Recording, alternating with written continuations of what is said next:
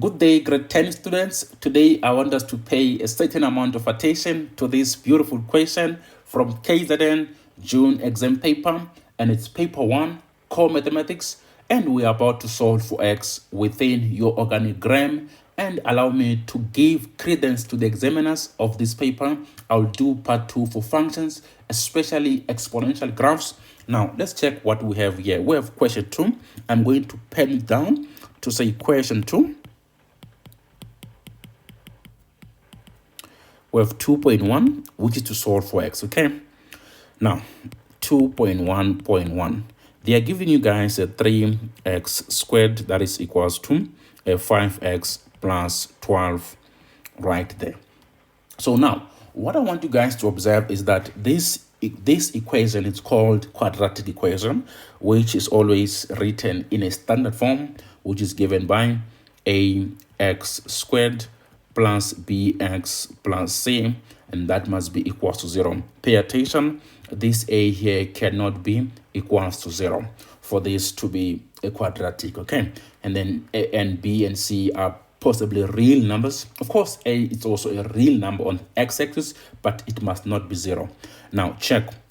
I'm going to make sure that this equation here is written in that format. It's in standard form. How do I do that? I'm going to transpose all these two binomial terms to the left-hand side of the equation.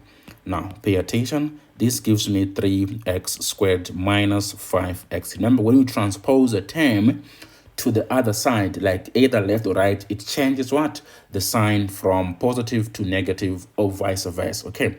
In this case, we have two positive terms, which is 5x and 12 there. Now, this 12 is going to become negative 12, equaling to 0 there. Hey, we want to solve for x, okay? So this is going to be solved by factorization. I'm going to look at the factors for 3x and then a minus 12. Be very careful. If I do that, I'm going to say that this is going to give me the factors for 3x. So I'm going to have a 3, of 3x squared. It's going to give you 3x and x. Now, you need the factors for minus 12. This is minus 6 and 2 or minus 3 and 4. Okay, so be very careful. Right there, I'm going to check the one for 6 and 2. I don't think they are going to work here. So I'm going to check the one for 4, the one for 4 and 3, which is basically going to work because if now I have a 4 here and then I have a 3 there, think about it, okay? So this multiplied by this is possibly 9, and then when you multiply these two, that is 4. So now you just need a sign, okay? So this should be minus 9, such that if you multiply 3x with minus 3, it's going to give you negative 9 plus 4x for these two. So that's how you'll factorize that. But think about it. We are now going to use what we call the zero factor theorem, which states that each factor must be 0. Think about it. So you say 3. Let me use white. You say that, let me just reduce the size for that. I'm going to say that 3x plus 4 is equal to 0, or x minus 4 must be 0. Think about it. If you solve for x nicely here, you're going to have 3x is equals to minus 4, or x is equals to positive 4. And then here you need to divide both sides by 3, okay? So this would give you x is equals to minus 4 over 3, or x is equals to 4. So that is your solution for this particular problem. That's how you solve the first part. Now I'm going to do the second part.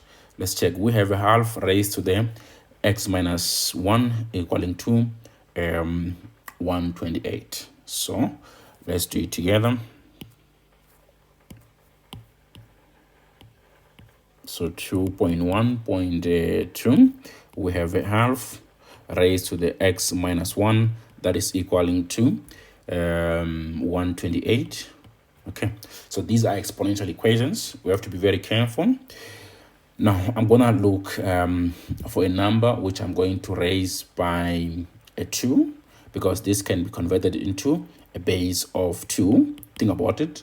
So you're going to have what now? You're going to have a 2 to the power negative 1 right there, and then raised by x minus 1, that is going to be equals to, think about 128, that is the same as 2, the base of 2 here, and then now if you put your 7 there, that is going to give you 128. Think about it now.